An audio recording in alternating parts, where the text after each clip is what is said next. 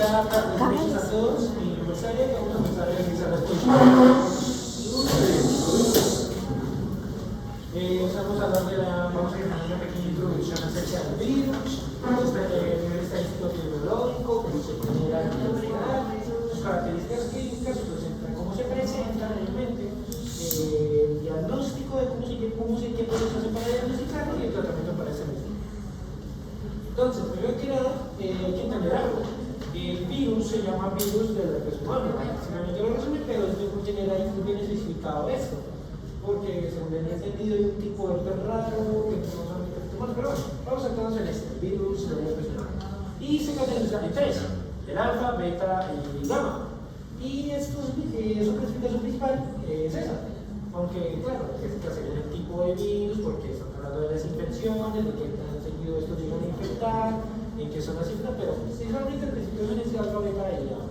Estos están caracterizados por tener un ADN binario, que tienen además de eso una cápside y cosas legales de esas, no me acuerdo cuál es la unidad, pero bueno, tiene una cápside, lo he dicho.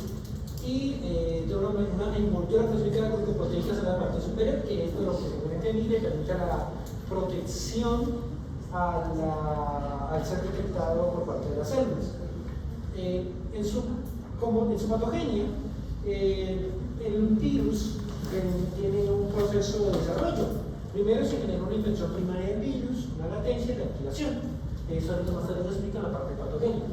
Y en total, los virus del herpes que llegan a infectar a las personas son 8, que cada uno tiene un nombre y cada uno tiene un nombre. Está el 1, 2, 3, el suelto, el cocheo de la varicela, el Epstein-Barr, el norovirus, etc.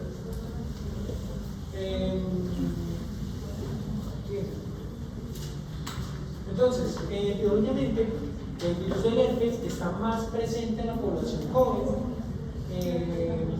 mayormente, y en los niños menores de 10 años de edad, en los niños de este rango de edad, 80-90% de las veces, el herpes pues, es mayormente el tipo 1, o sea, DSH1 es el más común en niños, aunque según tengo entendido, DSH1 también está presente en adolescentes y adultos, pero mayormente está visto en 2, por ejemplo.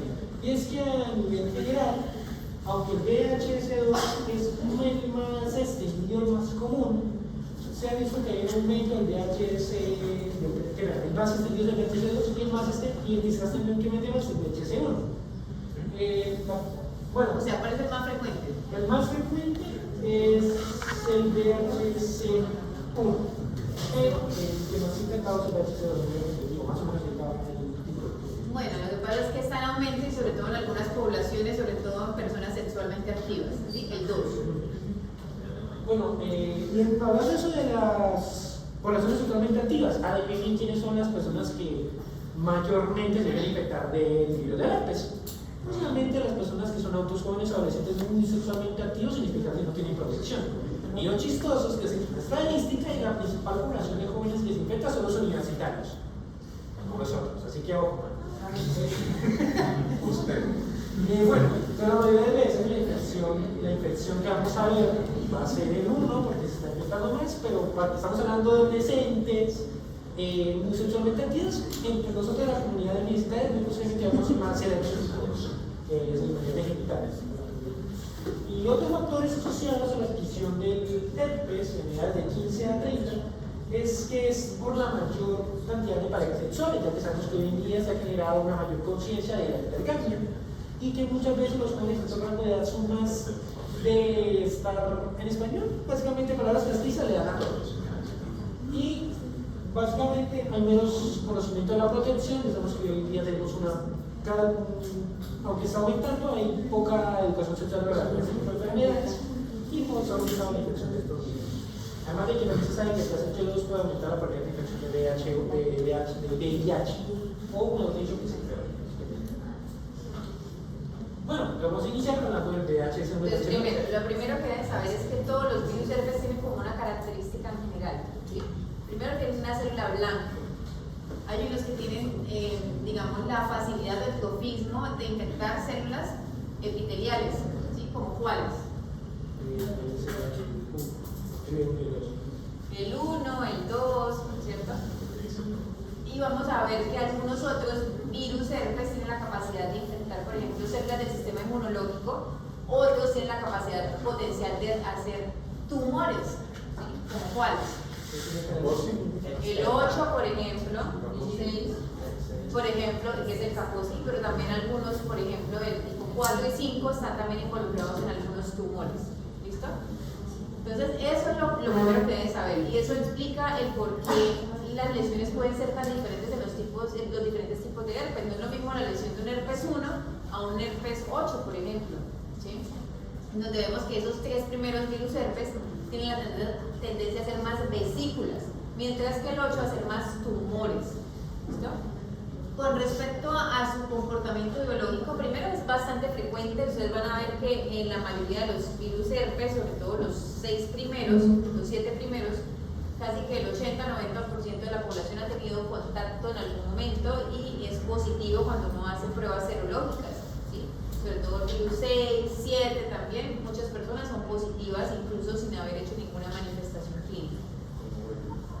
Exacto. ¿Qué características tienen estos virus?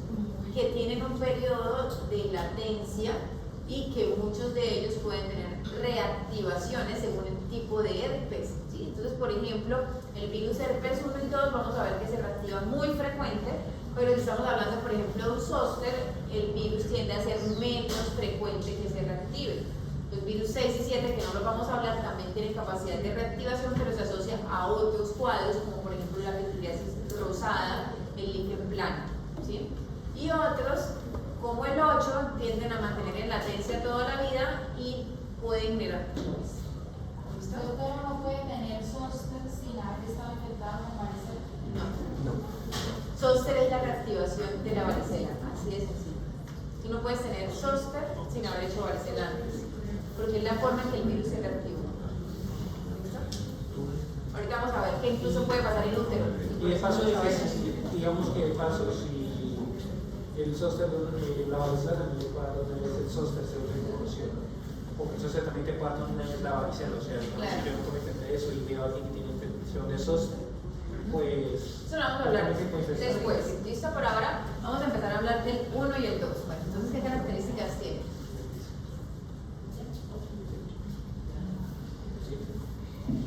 Dale siguiente.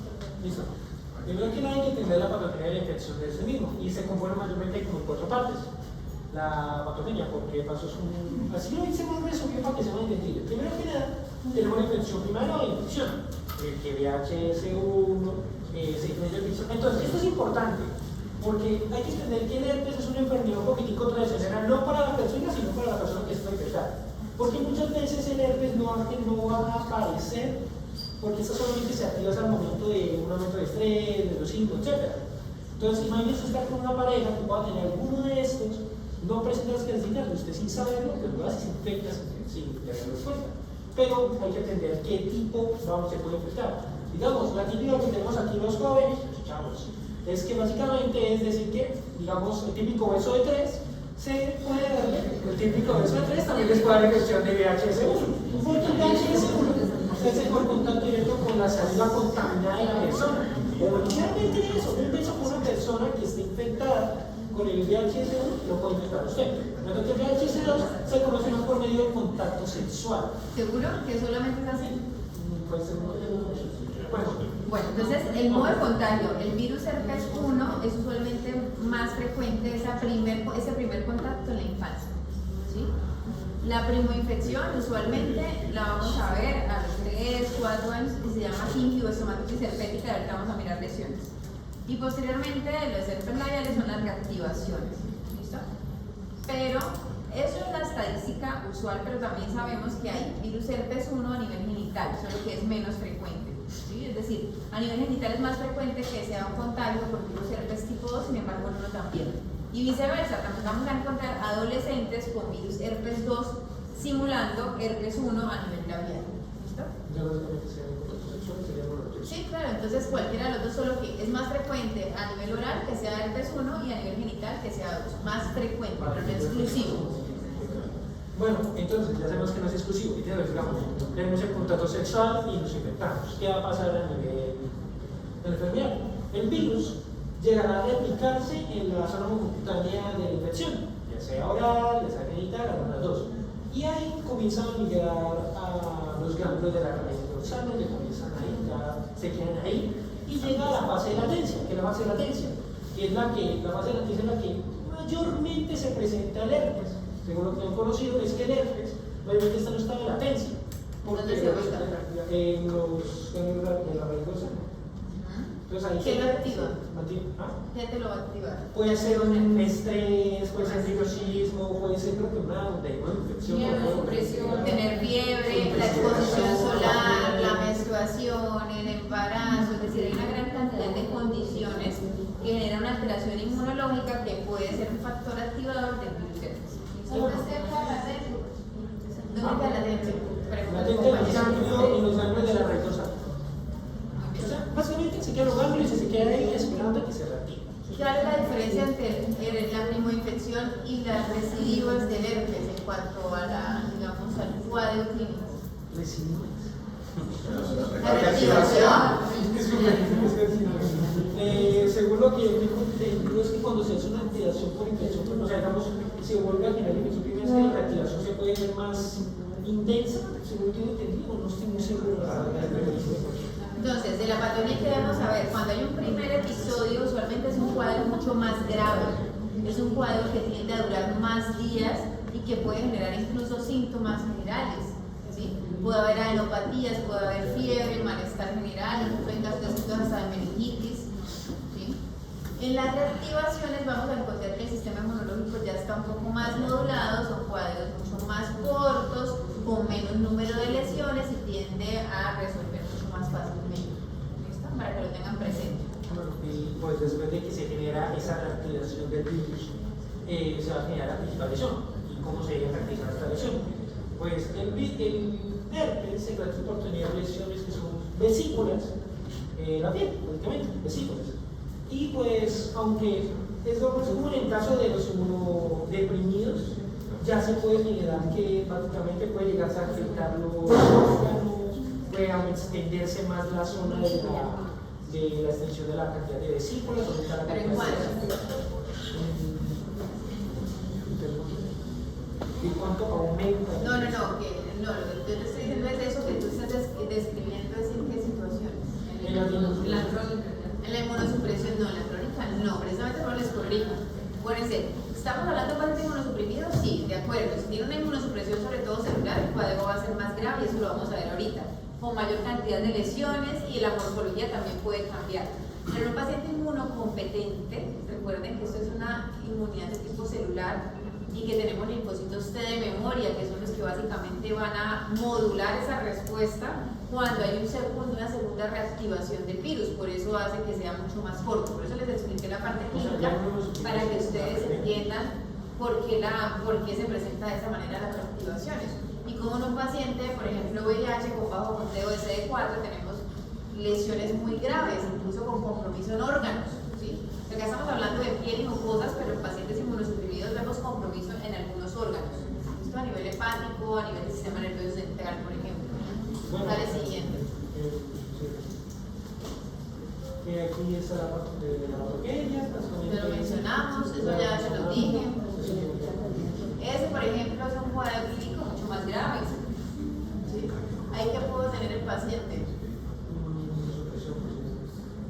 Uno puede ser eso, o lo otro que hay una condición de base que luego genere las lesiones por ejemplo, una dermatitis atópica, por ejemplo, un péptico, y que de manera secundaria hagan compromiso por herpes, ¿sí? O erupción variceliforme de Kaposi, que es uno de los cuadros que dan miedo. Bueno, las clínicas clínicas es que la infección primaria se manifiesta o sea, en la infección primaria los síntomas o se manifiestan de 3 a 7 días después de la infección del virus. Y con frecuencia puede llegar a generarse cosas como adenopatías sensibles a la palpación, malestar general, anorexia, fiebre. También esto es importante, una aparición de la lesión mucocutánea, que es lo principal que vamos a dar cuenta que una persona tiene herpes, que están las lesiones, ya sea en la zona afectada, en las vesículas, que pueden llegar a acompañarse de dolor localizado, que cuando se toca duele, o ardor y hormigueo. Importante que las personas que padecen de herpes reconocen de manera temprana los episodios porque hay síntomas prodrómicos, que son los que tú estás mencionando. Obviamente aquí están mezclados los de la primoinfección y las recidivas. En una primoinfección puede haber incluso malestar general, puede haber adenopatías dolorosas, y en las reactivaciones usualmente lo que vamos a ver es hormigueo, ardor o prurito en el sitio de la aparición de las lesiones. Y eso es importante porque cuando uno ya aprende a reconocerlos de manera temprana se puede hacer tratamiento para evitar que las lesiones aparezcan, que es lo que vamos a hacer de educación a los pacientes. Yo he escuchado y lo he vivido sinceramente. Yo siento el dolor justamente en la zona en la que cuando me hace la reaparición. Claro.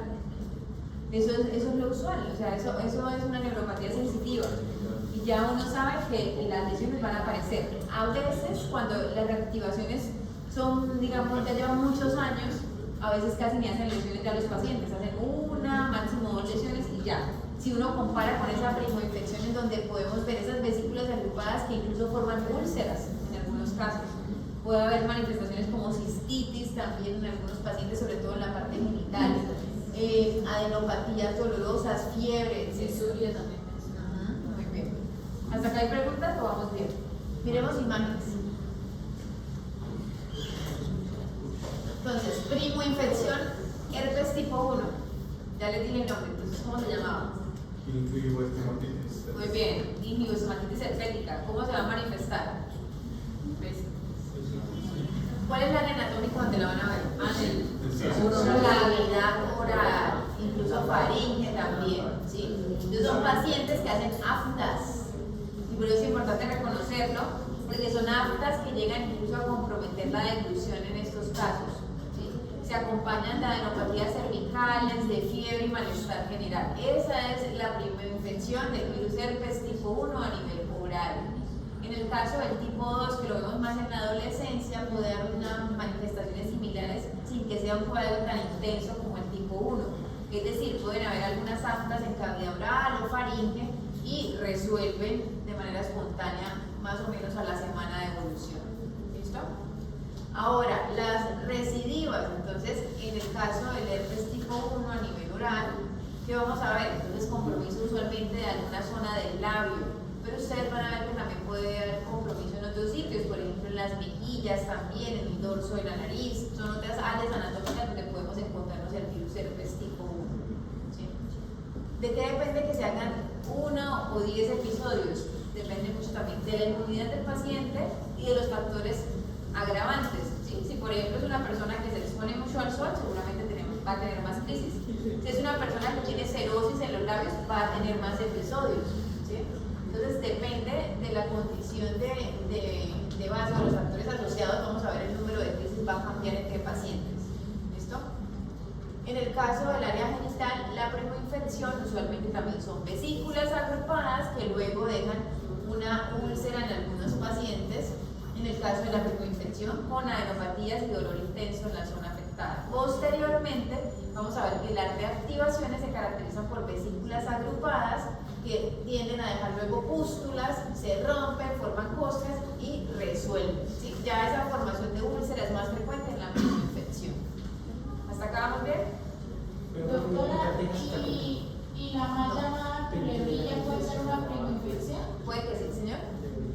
¿La mal llamada culebrilla puede ser una primoinfección? No, estamos un poquito confundidos de términos, eso es el herpes tipo 3 que lo vamos a ver luego, que es el de la varicela, eso es diferente. Hasta ahora estamos hablando de vesículas que son agrupadas en un sitio específico, pero no siguen un dermatoma, ¿listo? Acá no siguen dermatomas. Sencillamente es en el dorso de la nariz, o en el labio exterior, en la mejilla, o en el área genital, en los glúteos, etc. Y las cicatrices solamente se hacen inmunosupresión. Muy bien. O agravada. Muy Porque bien. una regla de las que tienes para saber si, o sea, mayormente el herpes no es la cicatriz. O sea, aparece, pústula, todas las cosas, pero no dice mal. A no ser que o se haya tenido un trato malo de la piel en un momento determinado porque también hay tópicos y toda esa cosa, que haya tenido inmunosupresión o que haya tenido esa infección muy grave, o que por ejemplo se estuviera haciendo daño en la zona, puede llegar a generar cicatriz, ¿no? Sí, o sea, la manipulación, pero las vesículas del herpes no dejan cicatriz. Pueden dejar algo de pigmentación en algunas personas que tiende a ser pasajero en la mayoría. Bueno, y se acompaña con fiebre, sueño, malestar, ardor, etc. Los virus herpes tienen una característica y quiero que ya la detallen, es que las vesículas tienden a ser umbilicadas, como lo ven ahí. ¿Sí? Eso es muy característico de los herpes, tanto el de la varicela como el herpes tipo 1 y 2, para que lo tengan presente. Sigamos. Esto ya lo vimos. Miren las localizaciones, así donde podemos verlas. Nos decían que la boca y los labios son los sitios más frecuentes y las lesiones orales se producen en la mucosa bucal y en las encías. El edema y las úlceras dolorosas podían provocar babeo o disfagia por virus del herpes tipo 1, y la persona que estaba infectada por este tipo de virus tipo 1 y que estuviera latente podría tener concomitante un herpes labial. Y es luego la reactivación Que por ya es recurrente, como se ve en la aquí. Y este es el sitio como más afectado, que es el permitón del labio. Doctora, una pregunta, allí en esta, por ejemplo, la que tenemos de este lado por proximidad, hay un tipo de infección por herpes que causa queratitis, ¿no es ese tipo? No, es el herpes tipo 3, que es el que vamos a hablar ahorita, o el herpes zóster, que afecta las ramas del trigémino. Incluso se puede confundir, pero aquí vemos que esto no sigue un dermatoma, no sigue un dermatoma. Y de acuerdo, puede haber incluso celulitis, no es descabellado pensar que se sobreinfecte por estafilo. ¿Sí? Es importante estas áreas anatómicas porque pueden llevar a complicaciones. Bueno, ya en cuanto al genital, entonces son unas lesiones que al inicio son asintomáticas y algunas veces las primarias se presentan con un dolor lacinante, vulvitis, vaginitis o falangitis erosiva. Esta también se puede, en las mujeres se puede también ver afectado el cuello uterino, vaginal, los glúteos y el perineo. Y en los, ahorita vemos los hombres y se puede ver en este tipo de herpes genital una asociación con las neuropatías inguinales y insultos. Entonces, como vemos allá, el libro nos decía que aquella, la A, era de tipo primario y se veían costras hemorrágicas. No, mira, ahí se ven las costras, en la parte donde está la flecha amarilla. Ah, yo pensé que se más eran arriba. las uropústulas. Sí, pero mira que ya tiene una costra ahí encima. Ahí está. Sí, exacto. Vale, ya. Listo. Ay. Y bueno, la B, que eran vesículas y erosiones con una en la lectura, eso ya sería una forma como recurrente. Sí, probablemente. Bueno, en cuanto al, antes de decir sobre el herpes genital recurrente, nos dicen que en los hombres las áreas como más afectadas es en el cuerpo del pene y el glande. También se pueden ver afectados los glúteos. Entonces, bueno, el recurrente es más por el virus tipo 2 y hay una reaparición con un número limitado de lesiones de 7 a 10. Un número limitado con una resolución de 7 a 10. Las complicaciones son inusuales y la frecuencia está correlacionada con la gravedad de la infección primaria y te disminuye en los siguientes días. Bueno, el otro es el eczema herpético, que es la erupción variceliforme de Kaposi. Esta es predominante, antes de decir todo esto, las otras presentaciones clínicas se dividen en mucocutánea, extracutánea y cutánea y extracutánea. Entonces, de las mucocutáneas está el eczema herpético. Este afecta a los lactantes o niños o adultos que tienen antecedentes de la dermatitis atópica, y es por el virus tipo 1. Desde aquí básicamente lo que hay es una alteración en la barrera de la piel que los pone más, o los hace más susceptibles a hacer infección por herpes. Por eso la dermatitis atópica es el ejemplo más frecuente, pero no el único. Entonces, por ejemplo, los pacientes con pénfigo, que también tienen una pérdida en la barrera, tienen probabilidad de hacer este tipo de complicaciones. ¿Cuál es la característica? ¿Cómo la sospechan ustedes? Las lesiones, el tipo de lesiones que son en sacabocados. Sí, aquí no es tan fácil a veces diferenciarla frente a una forma aguda de una dermatitis atópica, porque acuérdense que las lesiones agudas hacen vesículas y ampollas. Entonces acá lo que estamos hablando es que son lesiones pequeñas y usualmente se rompen fácil y van a ver son puras costras. puras costras o erosiones. Entonces mucho ojo con esas áreas de dermatitis con puras erosiones o costras, porque seguramente están haciendo una infección herpética, que es una de las complicaciones de la enfermedad. Bueno, nos decían que puede haber fiebre, malestar general y adenopatías.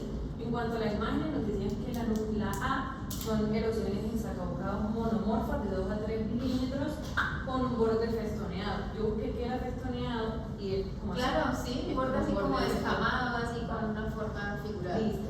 Y la B es pequeñas costras y erosiones hemorrágicas monomorfas en las fosas popliteas, que se podría pensar como en la dermatitis atópica. Bueno, el panadizado herpético. Panadizo herpético. Panadizo herpético también es mucocutáneo y es frecuente en los niños de corta edad por el virus tipo 1 y en los adolescentes y en los adultos por el virus tipo 2. Allá vemos el dedito de un niño pequeño, más o menos grande, y este es el del adulto. Este presenta en los dedos. Y bueno, hay algo cutáneo, podemos ver dolor, inflamación y las vesículas que se acumulan en el dedo. Entonces, el diagnóstico diferencial es con la artritis por estafilococo, que también afecta a los dedos. ¿Cómo diferencian ustedes este cuadro? Porque el panadizo usualmente son vesículas agrupadas, que tienden a afectar más los dedos. Y es recurrente, cosa que no pasa con la infección por estafilo, que es episodio único. Aquí vamos a ver que tiende a repetir y da ardor, da prurito también, como lo vemos en las otras variantes clínicas. Este es el herpes de los gladiadores, también es mucocutáneo y este se presenta en las personas que hacen lucha. Sí, el ejemplo que sí, es que hay los luchadores olímpicos, no necesariamente todos los deportes de contacto, todo lo que sea contacto, de choque, incluso fútbol y otro tipo de deportes también tienen posibilidad de hacer ese tipo de lesiones. Estas son por virus de tipo 1 y las lesiones nos decían que son generalizadas y entonces se presentaban cada vez que tenían el roce con la otra persona, ahí les salía. O sea, donde tuvieron el roce, sí. Sí, o sea, donde hubo contacto, o sea, ahí son áreas descubiertas, en los brazos, en el cuello, en la cara, ¿sí? En sitios donde hubo contacto con otra persona. Bueno, la foliculitis herpética es en las personas, se puede ver más en las personas inmunocomprometidas, es mucocutánea y es por el virus tipo 1, se produce por el afectado con cuchillas. O sea, que lo vamos a ver en todas las áreas donde se pillan, sobre todo en la cara, es lo más frecuente. Bueno, las infecciones del virus grave o crónicas también son mucocutáneas. Estas también les pueden dar más a los pacientes inmunocomprometidos y la presentación más común son unas úlceras que son expansivas y crónicas, como se puede ver en la imagen A y en la imagen B. Pueden verse afectadas varias localizaciones o que estén diseminadas y se presentan recidivas. Estas afectan la mucosa oral, la lengua, las áreas móviles que nos recubren el hueso como el paladar y afectaciones de la vía respiratoria, el esófago y el tubo digestivo. Hallazgos cutáneos, estos son atípicos, pero pueden haber lesiones verrugosas, exofíticas o pustulosas, así como se ven allá en la lengua. Tienden a ser mucho más extensas, no están tan circunscritas a un sitio específico, sino que vamos a ver, por ejemplo, en todo el pecho, en los miembros inferiores, y eso es lo que nos hace sospechar. No es tan fácil a veces poder decir qué tipo de herpes es, porque también vamos a ver que los pacientes inmunosuprimidos pueden estar frente a una varicela. ¿Sí? Entonces, cuando uno ve a un paciente VIH con lesiones verrugosas, con lesiones ulcerativas, necróticas, se debe plantear estos tres tipos de virus herpes que son como los más frecuentes. Bueno, ya pasamos a las extracutáneas, que son la infección ocular por el virus. Estas son, se presentan por el virus de tipo 1 en los niños más grandecitos y adultos y en los tipo 2 en los recién nacidos. Aquí vemos que la lesión cutánea es una queratoconjuntivitis unilateral o bilateral. Frecuentemente es unilateral. ¿Cuál es la característica? ¿Cómo la sospechas? Las ramificadas corneales, las lesiones, lesiones dendríticas especialistas, obviamente eso toca con lámpara de hendidura. Esto es patognomónico. Sí, eso lo ve el oftalmólogo, pero pues uno lo puede sospechar porque hay un ojo rojo. Entonces mucho cuidado con esos ojos rojos, unilaterales, a los que luego les ponen los triconjugados, con corticoides y demás. Entonces, si ustedes no tienen ni idea de cuál es la causa del ojo rojo, no van a colocarle gotas de esas triconjugadas en los ojos. Así como en la piel, en los ojos tampoco, ni en los oídos utilizar triconjugados. Pero no puede llegar la infección a los En el caso de los recién nacidos, por el canal vaginal. Pero eso se ve ahorita en el neonatal. En el recién nacido, por el neonatal. ¿Y el otro de qué manera? No, el resto, o sea, si no es neonatal, si no es por canal vaginal, ¿qué otro mecanismo hay? Usualmente por proximidad, a veces porque hay lesiones también cerca a la conjuntiva y pueden comprometer de manera secundaria. Bueno, la otra es la encefalitis herpética, también es extracutánea y está asociada a unas mutaciones en los genes que codifican el receptor de paraticotol 3, que es este, o que alteran las respuestas generales de las células. Esto es debido al herpes tipo 1. De manifestaciones puede haber fiebre, estado mental alterado, un comportamiento extraño y hallazgos neurológicos localizados. Pues aquí no se ve mucho, ¿verdad? Yo sí, porque yo busqué allá y eso es lo que aparecía. El lóbulo temporal es el que se ve más afectado frecuentemente y hay defectos neurológicos residuales después del Es importante eso que dice ahí, a veces puede ser concomitante con las lesiones labiales, sobre todo en la primoinfección. Y especialmente lo vemos en tipo 1, sin embargo también lo podemos ver en adolescentes cuando hacen la primoinfección de herpes 2 a nivel labial. Tiene complicaciones. La otra es la proctitis, que también es extracutánea y es en los hombres que mantienen relaciones homosexuales. Y aquí los pacientes pueden tener diarrea, dolor y sensación de plenitud rectal. Yo busqué la imagen y supongo que es Claro, es una paciente. El otro es la infección del virus por neonatal. Esta ya es cutánea y extracutánea y es el resultado de la exposición del virus por el canal del parto. Entonces, el riesgo de transmisión es más alto en aquellas mujeres que estuvieron infectadas por el virus en el último trimestre del embarazo. Cuando es la primoinfección. ¿Sí? O sea, la primoinfección tiene una mayor probabilidad de contagiar al neonato. Y es del riesgo más bajo en aquellas mujeres con el genital residual. Es dado por el tipo 2 o por el 1, pero el tipo 1 es el que causa, el que se ve más involucrado en los casos.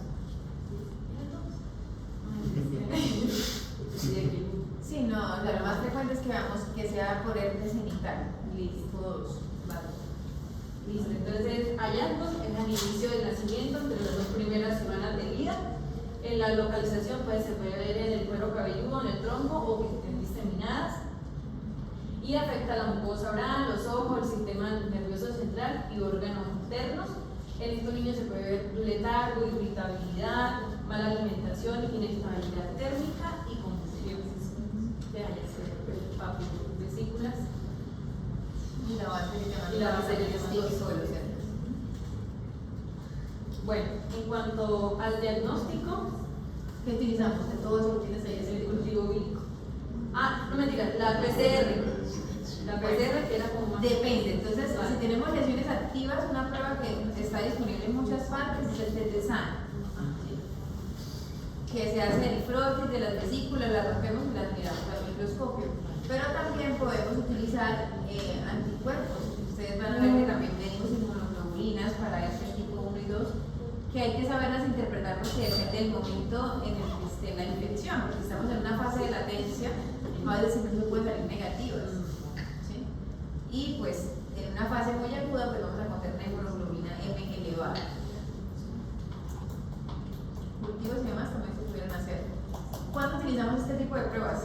Ustedes necesitan comprobarlo por alguna razón, porque casi que la clínica es diciente, o sea, ustedes ya con las vesículas agrupadas saben, pero hay pacientes que son a veces un poco reacios a creer en el diagnóstico diagnóstico, pues casi siempre ese es el origen. O que ustedes tengan dudas, que son unas vesículas que no les parecen típicas de herpes, sino que pueden estar pensando, no sé, en un pénfigo, por ejemplo, en otra enfermedad. En ese caso, ese tipo de pruebas van a ser útiles. Bueno, Diagnóstico. diagnósticos diferenciales. Todo lo que forme vesículas, agrupadas, todo lo que ustedes quieran. Bueno, Y el manejo, primo de infección. Los fármacos aceptados por la FDA son los antivirales y ¿cómo es? ¿Y con los antivirales?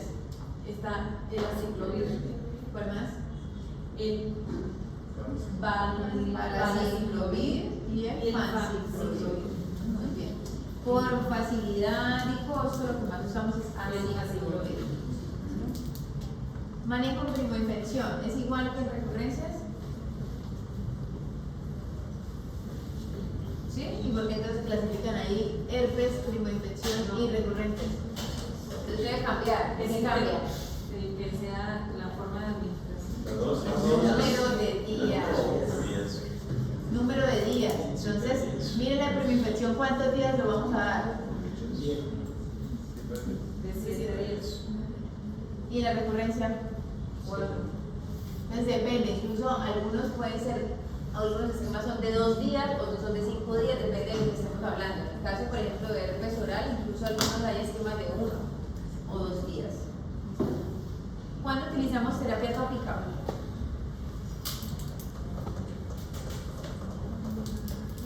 Realmente es complemento, pero hay pacientes que son reacios o que tienen contraindicación de aciclovir. En esos casos uno pudiera emplear aciclovir tópico, pero el problema es que debe hacerse aplicaciones muy frecuentes, tanto como una cada 2 horas. Nadie hace eso, en realidad. En el caso de la dosis de aciclovir, si es un herpes simple, entonces son 400 cada, ¿cuánto? Cada 8 horas, o 205 veces al día, que es lo más fácil para que ustedes aprendan.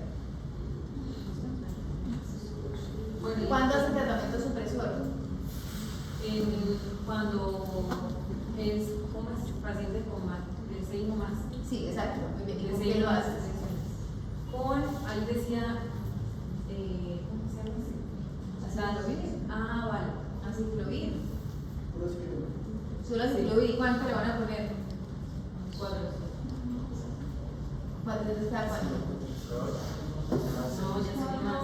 No, cuando estamos hablando de tratamiento supresor, estamos usando un tratamiento para disminuir el número de crisis, no estamos tratando un episodio activo. ¿Cada día? No sé. Lean. Tarea. ¿Cuál es la dosis que le den? Lo deben saber porque les van a llegar. Ustedes creo que el semestre no han tenido conmigo, pero el grupo del semestre anterior sí teníamos una abuelita que tenía un herpes genital recurrente y tuvimos que hacer el tratamiento supresor. Y suele pasar con mucha frecuencia que ustedes infratratan a sus pacientes, es decir, les colocan siempre dosis más bajitas de lo que necesitan realmente. Lo veo más con el zóster, pero con el simple también. Ustedes van a buscar cuál es la dosis de tratamiento supresor y por cuánto tiempo. Ahí nos decían que lo más importante era educar al paciente. Y Sí, que claro. pensaran en los preservativos, pues, la abstinencia cuando tuvieran ese episodio. Bueno, ¿existe vacuna para herpes tipo 1 y 2? No existe. Hasta ahora no hay vacuna. Para el herpes 3, sí, sí lo vamos a hablar ahorita. Herpes 3. ¿Qué la pasa? En la definición, vamos a tener que el virus de la varicela zoster va a ser la etiología común que va a causar la varicela, o el herpes zoster, también conocido como poligrilla, nacional poliana. Vamos a tener que el herpes zoster va a representar, hacer una infección latente que al reactivarse va a generar diferentes sintomatologías. Vamos a tener que se desarrolle el 20% de los adultos inmunocompetentes y el 50% de las personas inmunocomprometidas, causando una alta morbilidad y mortalidad en este grupo. Vamos a tener que el inicio del tratamiento antiviral puede reducir la cantidad de síntomas y las complicaciones. También vamos a tener que la varicela como síntomas principales, vamos a tener que es autolimitada, benigna, generalizada y eventualmente sintomática. El herpes zoster va a obedecer a la localización de dermatomas y también va a estar dado por una reactivación.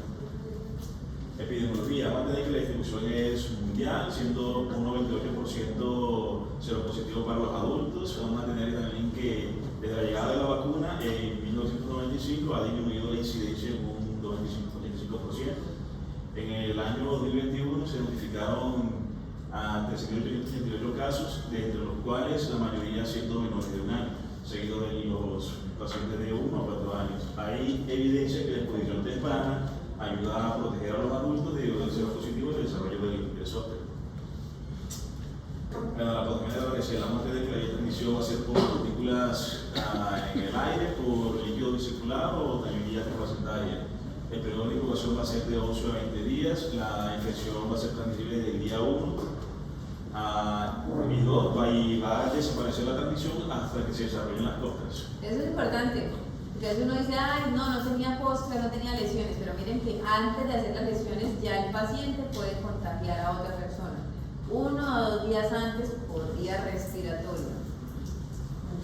Por vía de contacto también se puede contagiar. Por contacto con las lesiones se puede contagiar a otra persona por herpes de tipo 3. Es decir, ya sabemos que es por vía respiratoria, pero si yo manipulo las lesiones también me puede dar herpes zóster. Sí. Es menos probable. Es menos probable, pero eso está escrito también, ¿sí? Sobre todo si hay lesiones activas. ¿Cuándo se deja de ser contagioso? Cuando todas las lesiones que tengo están en fase postra. Si hay alguna al menos con vesícula, el paciente sigue siendo contagioso. Bueno, vamos a tener que el virus que se va a alojar en los ganglios linfáticos cuando va a tener su replicación primaria y luego va a haber una segunda etapa de replicación secundaria el día 4 y 6, donde el virus va a proliferar en los órganos, especialmente en el hígado y el vaso. En el día 14 y 16 el virus va a ingresar a la epidermis, esto accediendo a las células endoteliales de los capilares y luego va a viajar a los ganglios de la raíz dorsal donde se va a alojar y permanecer latente. Ahora sí, el herpes zóster, vamos a ver que se pasa una reactivación del virus latente en el ganglio de la raíz dorsal del virus de varicela zóster. Vamos a tener que la causa va a ser espontánea o, como ya mencionaron con las anteriores, inducido, ya sea por estrés, fiebre, radioterapia, traumatismo local e inmunosupresión. Vamos a tener que la replicación en los ganglios de la raíz dorsal va a causar una ganglionitis dolorosa y esta va a también generar inflamación y necrosis en el nervio sensorial a medida que se propaga la infección, generando una neuralgia grave. Vamos a tener que el líquido de las vesículas puede transmitir el virus en personas seronegativas, pero no va a generar el herpes zóster, sino que va a generar varicela. Muy bien. Es decir, que si uno se tiene contacto, ya sea con la varicela o el herpes zóster, y yo nunca he tenido contacto con el virus, lo que voy a desarrollar es varicela, no herpes zóster. El herpes zóster es una reactivación. La característica clínica, bueno, como sabemos que la varicela va a tener una fase de prodromo que va a ser de fiebre leve, malestar general y mialgias. Este va a ser especialmente visible en los adultos, luego van a aparecer unas máculas y pápulas estrematosis pruriginosas que luego se van a desarrollar en vesícula transparente de 1 a 3 milímetros rodeado por un halo de eritematosis. También se puede ser conocido como gotas de rocío sobre un pétalo de rosa. Luego se va a formar en estas vesículas viejas, se van a formar pápulas o copas. ¿Qué es lo más frecuente? Lo más frecuente es que ustedes vean que en la varicela las lesiones son variadas. Y en un mismo sitio se puede encontrar tanto la mácula como la pápula como la vesícula. Exactamente, eso es lo más frecuente. Y la presentación es cefalocaudal, comienza por la región caudal y se tiende al tórax y las extremidades. Bastante pruriginosa y puede comprometer mucosas también, para que no lo olviden. Mucosa oral, mucosa genital y ocular. La característica del herpes zóster va a tener una fase prodromo de prurito, hormigueo, sensibilidad, hipertenso, dolor intenso que va a ser confundible con un abdomen quirúrgico o un infarto del miocardio. Vamos a tener que presentar erupciones dolorosas, agrupadas, son bases vesículas, agrupadas son una base eritematosa. Es una distribución dermatomal, pero esta no va a ser específicamente tipo de la sino que puede agarrar dermatomas conjuntos. Vamos a tener que las papulas y placas se pueden presentar después de la aparición de la vesícula, que pueden evolucionar a pústulas y ampollas. O sea, que lo típico acá son vesículas agrupadas con base eritematosa que siguen un dermatoma. Lo que estaba mencionando era entonces Con frecuencia es un dermatoma, pero en ocasiones puede haber más de un dermatoma comprometido. En paciente inmunocompetente. En un inmunocomprometido lo que vamos a ver es que tiende a afectar la zona contralateral, ¿sí? Es decir, que si tenemos compromiso en el lado derecho del tórax, también puede comprometer el lado izquierdo. En un inmunocompetente podemos ver un compromiso, por ejemplo, T5 y T6, ¿sí? Del mismo lado, eso se puede presentar. ¿Qué tan frecuente es que se reactive el herpes zóster? ¿Qué tan frecuente es? Es muy bueno. Infrecuente, y se lo dije al principio. El herpes 1 y 2 se reactiva todo el tiempo, ustedes ven 4 o 10 episodios hasta más. El herpes zóster usualmente es un único episodio, pero hay casos descritos en inmunocompetentes de más de un episodio, ¿sí? Pero no es lo más frecuente. Si ustedes ven que se reactiva, hay que empezar a buscar también inmunosupresión en esos pacientes. ¿Listo? ¿Cuál es el área anatómica que más se compromete? ¿A qué nivel?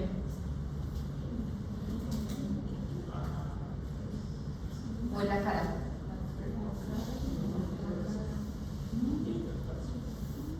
¿Quinto? T6. ¿Por poner un número? T5, T6, T10, T1. Van a buscar. Y si es en la cara, ¿cuál es la rama de sinónimo que más compromete? ¿Cuáles son las ramas del trigémino? ¿Sí?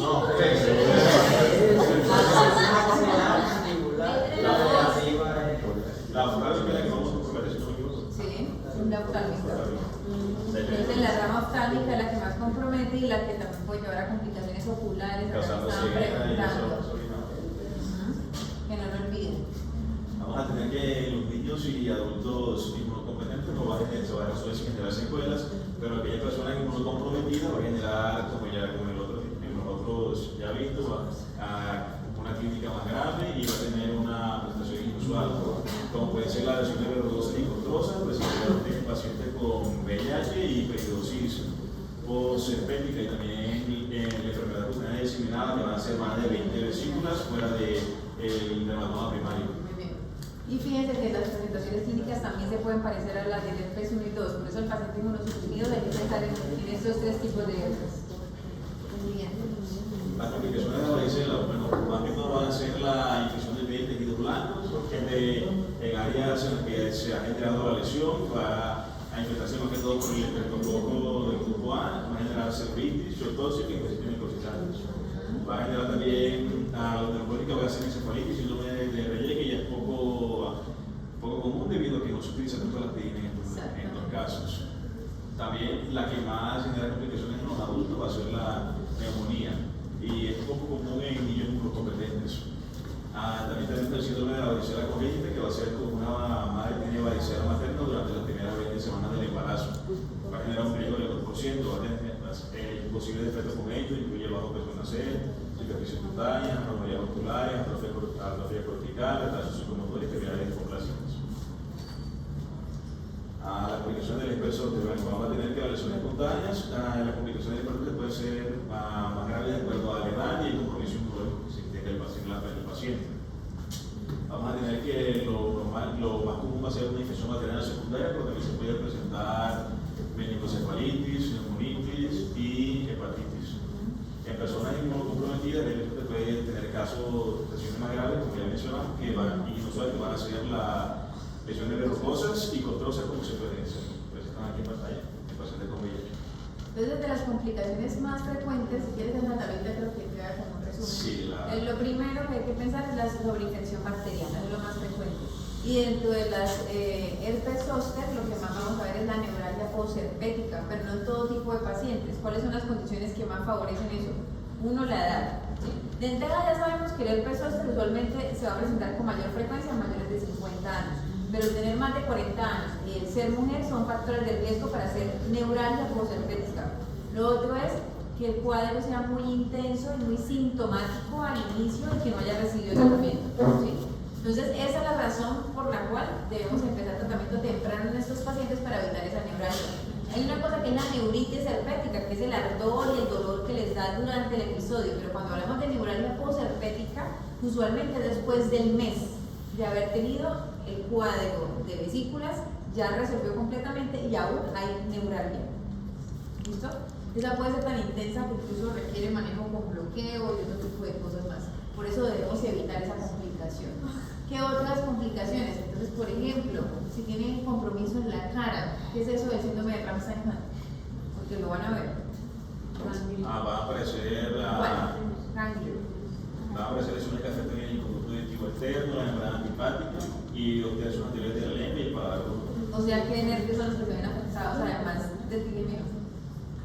El facial. El facial porque lleva la lengua. O sea, el vestíbulo coclear. También. ¿Cuál es el ganglio que compromete? ¿Ahí no lo tiene? Mira, ese. Veniculado. Porque les da a las personas. Sí, el nervio coclear también también está afectado, genera tinitus, pérdida de la audición y de Entonces, ¿cómo lo van a sospechar ustedes? Lo van a sospechar porque el paciente hace vesículas que pueden estar en el pabellón auricular o preauriculares. Y ya ustedes empiezan a ver los primeros signos clínicos de parálisis facial periférica. El paciente les dice que como que sienten pesada la lengua, ya empiezan ustedes a ver asimetría en la boca, ya como con dificultades para abrir el párpado, ¿sí? Entonces no esperen a que hagan un cuadro florido para pensar en un Ramstein-Hunt, porque si no las secuelas son más difíciles de manejar, ¿sí? El paciente empieza a tener algo de tinnitus, algo de vértigo, entonces de manera temprana inicien. Si ustedes ya ven alguna asimetría en la cara y ven lesiones muy cerca a las orejas, por favor, empiece el tratamiento para herpes zóster y añadirles una excepción esteroides, ¿sí? Esteroides sistémicos. Bueno, sigamos. Bueno, con el diagnóstico nos vamos a avanzar más que todo en las clínicas, van a ser importantes los antecedentes, de exposición a varicela anteriormente, y también el examen físico, tratando de describir las lesiones ya encontradas. Acá también se puede hacer test de sangre, entonces si ustedes se fijan en el test de sangre no les va a decir esto es herpes 1 ni herpes 2, les va a decir es una infección herpética. Y ustedes ya les tocan el contexto clínico pensar en 1, 2 o 3, según lo que ustedes consideren. Los tipos de diferencias vamos a hacer con las enzimáticas virales vesiculares, también con pitiasis liquenoide y variniforme aguda, también va a ser por reacciones farmacológicas y reacciones apoyosas picadoras de insectos, así como escabiasis. Manejo. El tratamiento, bueno, vamos a basar para el herpes zóster, el mismo medicamento que ya mencionó mi compañera del mismo grupo. Para el herpes tratamos de empezar la terapia antiviral dentro de los primeros 72 horas de la aparición de lesiones con aciclovir o sus análogos, como ya mencionamos. Estos no vayan en pacientes inmunocomprometidos, van a ser los mismos. Entonces la dosis es 805 veces al día, para que no lo olviden, ¿sí? Siempre lo veo a ustedes colocando 200, 5 veces al día, 400 cada 8 horas, ¿sí? No están haciendo nada. La dosis es 805 veces al día. ¿Cuándo vamos a utilizar aciclovir en varicela? En varicela vamos a tener en caso de que la persona tenga una clínica grave de la varicela, infección grave. Una complicación, ¿cierto? Una cefalitis, un compromiso hepático. Y también en caso de que la persona esté inmunocomprometida. Okay. ¿Algún niño tiene indicación? No. Un niño de menores de 10 años no está indicado utilizar la aciclovir. ¿No está o está? En menores de 10 años, si no te limitado, no se ofrece el tratamiento. Sí, no. Digamos que cuando tenemos un niño de más de 10 años podemos evaluar, o usualmente son cuadros mucho más sintomáticos, con mayor riesgo de otro tipo de complicaciones como compromiso a órganos. Por eso en esos pacientes sí iniciamos aciclovir. ¿Cuál es la dosis?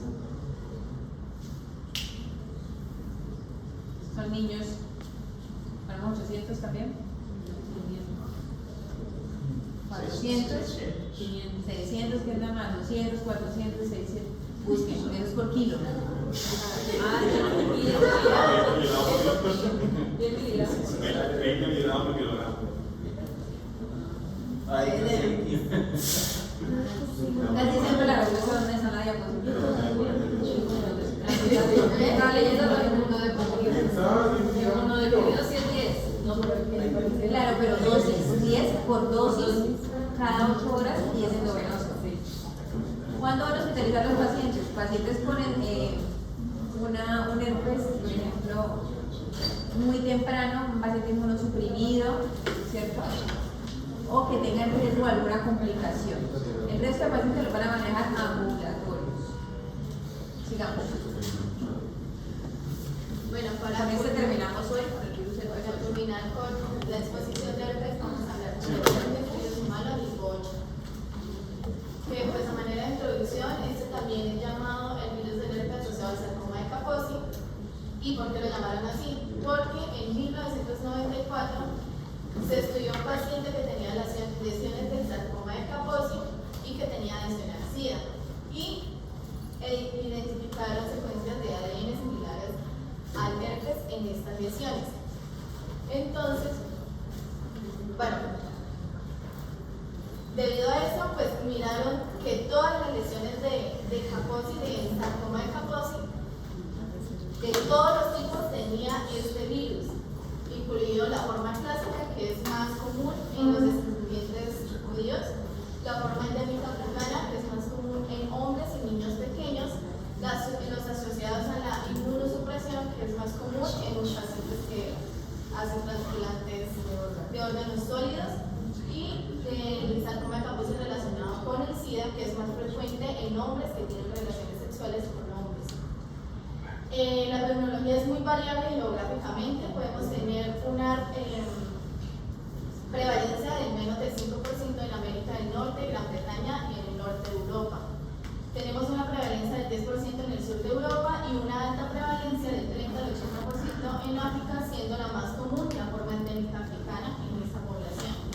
Algo importante mencionar también es que los anticuerpos contra el virus de tipo 8, el virus del herpes tipo 8, está presente en aproximadamente el 30% de los hombres que tienen VIH-1, pero que tienen relaciones sexuales con otros hombres.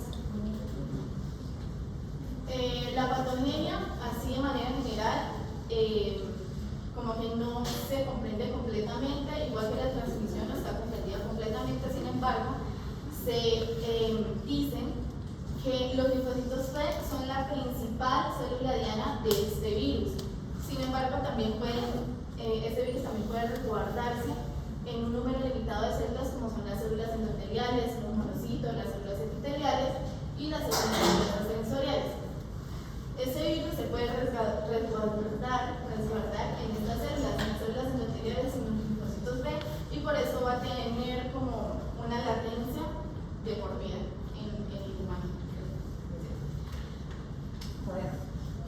Bueno, la transmisión no se entiende por completo, como ya lo había dicho, pero hay factores de riesgo, como está el coito anal-receptivo, como ya lo habíamos hablado, ninguna pareja masculinos del mismo sexo, la presencia de infecciones por VIH, la exposición a la salida mediante el contacto cercano, la transmisión horizontal de madre a hijo, bebés infectados por VIH y la transfusión de sangre son los factores de riesgo que más se asocian con la aparición de esta infección. En las características clínicas nos decía que no se identifica una primoinfección en este virus. Sin embargo, las lesiones del sarcoma de Kaposi van a ser iguales para todos los tipos. Lo único que cambia es como el patrón de aparición, La localización anatómica y el potencial de metástasis, ¿no? Acá estamos frente a una enfermedad tumoral, ¿sí? Aquí ya no estamos frente a vesículas, ni pápulas, ni opúsculas. Estamos frente a un tumor que posiblemente es derivado de células endoteliales y linfáticas, es lo que genera este tipo de tumores. ¿Listo? Vamos a mirar la presentación clínica y cómo cambian según la variante. Entonces, las lesiones del sarcoma de Kaposi vamos a ver pápulas, placas, nódulos rojos, marrones o violáceos, e incluso vamos a ver decoloraciones como pardas. También suele haber edema, debido a que también afecta los ganglios linfáticos, puede haber linfedemas. Sí, los vemos. La primera, digamos, lesión que ustedes incluso ya están viendo en la imagen de abajo, que van a encontrarse con esos pacientes es que parece que fueran equimosis. O sea, una lesión como un morado en un pie, en una pierna, ¿sí? Y posteriormente pasan a las siguientes fases de pápula, placa y tumor, ¿sí? O sea que primero ustedes la van a ver con una lesión plana y es cuando la deberían sospechar. ¿Dónde la van a presentar los pacientes de forma clásica y cuál es la edad típica de esa variante? Bueno, el sarcoma de Kaposi clásico lo vamos a ver más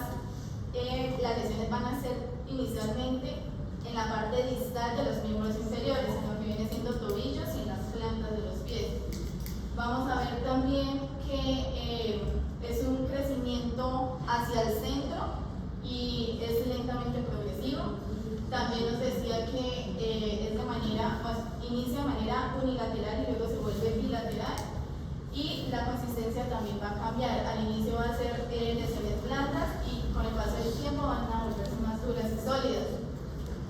También nos dice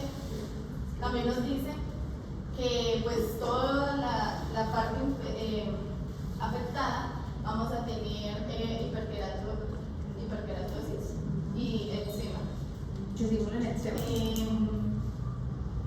Pues La sospecha es por el color. ¿Sí? Entonces van a tener un color como violáceo, como un color café, que son planas y luego empiezan a abultarse, luego son lesiones más firmes, empiezan a crecer y empiezan a extenderse. Eso es más frecuente en adultos mayores, la variante clásica, para que la tengan presente. Y es más en miembros inferiores. Ya cuando hace metástasis, tiende a comprometer metástasis en la misma piel, por ejemplo en miembros superiores, y es menos frecuente, pero también puede haber compromiso pulmonar. Esto que hay que buscar.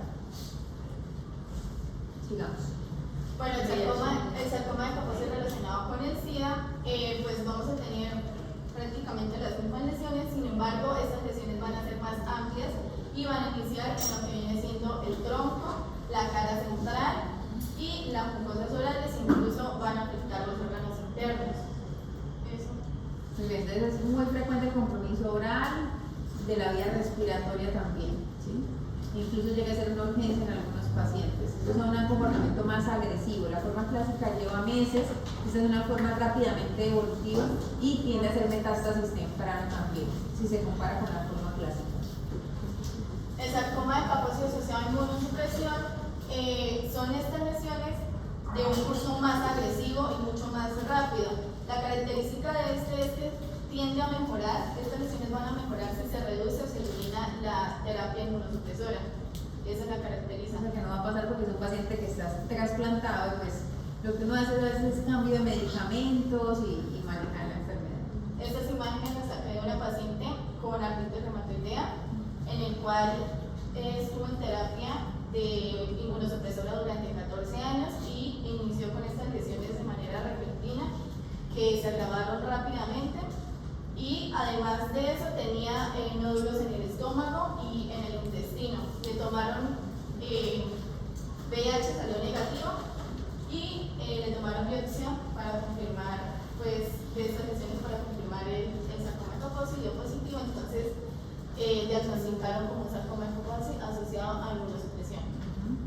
Incluso se ve el edema. Sigamos. Eso no vamos a hablar. A menos que queramos ver un paciente de allá. El diagnóstico es más que todo clínico.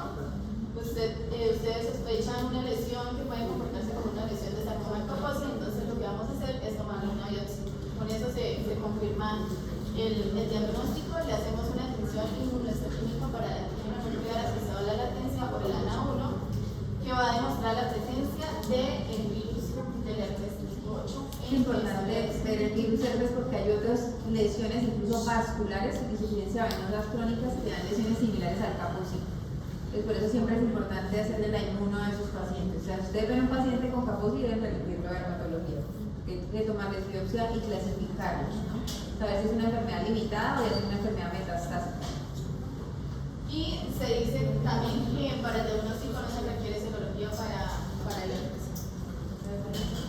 No sé por qué. Con respecto al de los autoinmunes, ¿qué patrón de aparición tiene? Cuando son inmunosuprimidos puede tener lesiones de miembros inferiores, pero también en cabeza y cuello. La característica es que también son rápidamente evolutivos como en el VIH. Esa es la característica. Y que tienes un paciente con ingesta de un medicamento o que está trasplantado que te hace sospechar. Bueno, en cuanto al tratamiento, va a ser un tratamiento individualizado, dependiendo de la gravedad de la lesión y del tipo de sarcoma de Kaposi. Sin embargo, pues hay como modalidades de tratamiento locales, como la incisión, crioterapia, láser, radioterapia, alitredinoína. No se afanen, no me interesa que aprendan esto, me interesa que ustedes aprendan a identificar un Kaposi para que vean la complejidad del manejo. El manejo debe ser individualizado, no es lo mismo una lesión pequeña que yo le puedo operar y listo, frente a una paciente o un paciente que tenga una enfermedad extendida, ¿sí? Es una enfermedad crónica, no se cura, el sarcoma de Kaposi no se cura. Así yo le quite la única lesión, el paciente debe seguir en valoraciones porque tiene riesgo de hacer más lesiones. Es una enfermedad crónica como todos los herpes. El pronóstico depende de la variante clínica. Si es una forma clásica, en general es bueno.